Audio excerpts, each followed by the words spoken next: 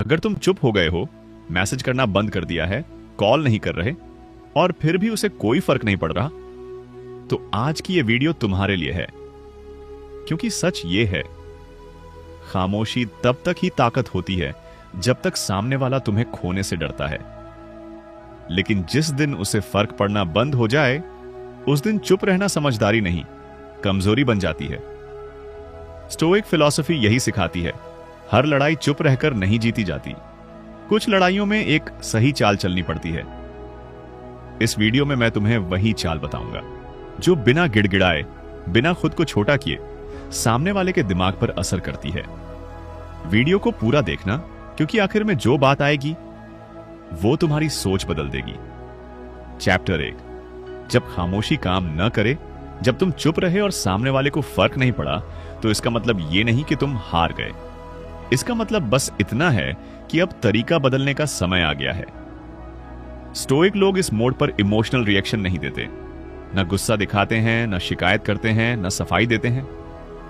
वो एक चीज करते हैं, अपनी उपस्थिति हटा लेते हैं, लेकिन सम्मान के साथ। इस चाल का मतलब साफ समझो, ना ब्लॉक करना, ना लंबा मैसेज, ना क्यों बदले का सवाल। बस वही दूरी जिससे सामने वाले को एहसास हो जाए कि तुम अब आसानी से उपलब्ध नहीं हो। तुम जवाब देना बंद नहीं करते, तुम बस प्राथमिकता बदल देते हो। स्टोइक लोग यहां क्यों जीतते हैं? क्योंकि ज्यादातर लोग दो गलतियां करते हैं। पहली गलती, वो खुद को समझाने लगते हैं। दूसरी गलती, वो पूरी तरह गायब हो जाते हैं। स्टोइक बीच का रास्ता चुनता है, ना झुकता है, ना भागता है। यह चाल मनोविज्ञान पर कैसे असर करती है? इंसान उसी चीज की कद्र करता है जिस तक उसकी पहुंच आसान न हो। जब तुम अचानक कम उपलब्ध हो जाते हो, तो सामने वाला सोचने लगता है। उसके दिमाग में सवाल उठता है, तुम बदल कैसे गए? यहीं से असर शुरू होता है।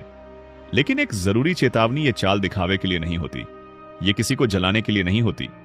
अगर तुम अंदर से वही पुराने हो, तो बाहर की दूरी बेकार है। स्टोइसिज्म पहले अंदर बदलता है, बाद में हालात। चैप्टर 1 का सीधा मतलब है, जब खामोशी बेअसर हो जाए तो खुद को और शांत बनाओ। कम बोलो, ज्यादा सोचो और अपनी वैल्यू पर काम करो। यही स्टोइक चाल है। चैप्टर 2, वो एक गलती जो सब बर्बाद कर देती है। जब तुम खामोशी अपना लेते हो और फिर दूरी बनाते हो, तो सबसे खतरनाक गलती यही होती है। वो गलती है असर देखने की जल्दी। तुम हर दिन सोचते हो, क्या उसने नोटिस किया, क्या उसे फर्क पड़ा, क्या वो बदलेगा या बदलेगी। यही स्टोइक रास्ता टूट जाता है। क्यों ये गलती भारी पड़ती है? क्योंकि जिस पल तुम रिजल्ट का इंतजार करने लगते हो, उसी पल तुम फिर से निर्भर हो जाते हो। तुम बाहर से शांत दिखते हो, लेकिन अंदर से बेचैन रहते हो, और सामने वाला ये बेचैनी किसी न किसी तरह महसूस कर लेता है। स्टोइक फिलॉसफी यहां साफ बोलती है, जिस चीज पर तुम्हारा कंट्रोल नहीं, उससे उम्मीद मत जोड़ो। तुम्हारा कंट्रोल किस पर है? तुम्हारा व्यवहार, तुम्हारी दिनचर्या, तुम्हारी मेहनत, तुम्हारी सोच। बाकी सब छोड़ दो। यही जगह है जहां ज्यादातर लोग टूट जाते हैं। वो 2 दिन मजबूत रहते हैं, तीसरे दिन एक मैसेज कर देते हैं, सिर्फ यह देखने के लिए कि सामने वाला अब कैसा रिएक्ट करेगा, और वही एक मैसेज सारी वैल्यू गिरा देता है। स्टोइक लोग अलग क्यों होते हैं? वो खामोशी को हथियार नहीं बनाते, वो खामोशी को अपना स्वभाव बना लेते हैं। वो सामने वाले के बदले अपने अंदर बदलाव खोजते हैं। चैप्टर 2 का कड़वा सच, अगर तुम ये चाल सिर्फ किसी को बदलने के लिए चला रहे हो, तो तुम पहले ही हार चुके हो। लेकिन अगर तुम ये चाल खुद को मजबूत बनाने के लिए चला रहे हो, तो चाहे कोई वापस आए या ना आए, तुम जीत चुके हो।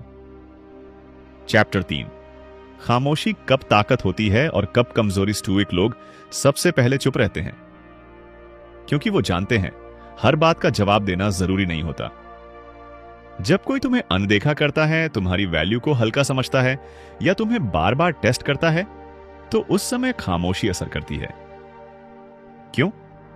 क्योंकि सामने वाला सोचता है, यह जवाब क्यों नहीं दे रहा? क्या यह मुझसे नाराज है?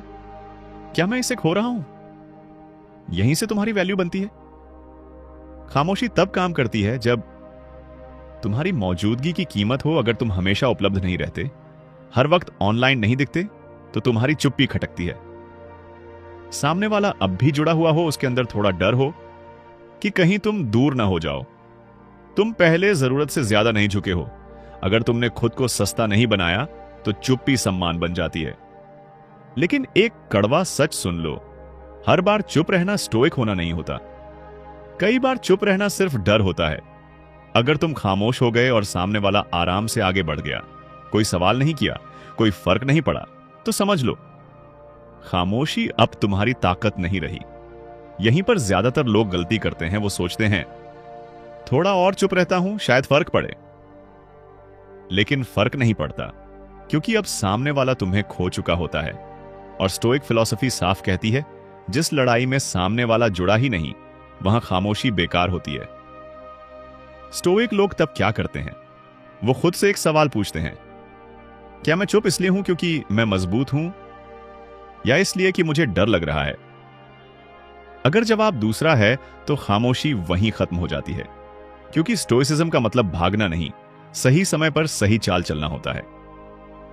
चैप्टर 3 का सच, खामोशी तभी असर करती है जब सामने वाला तुम्हें खोने से डरता हो।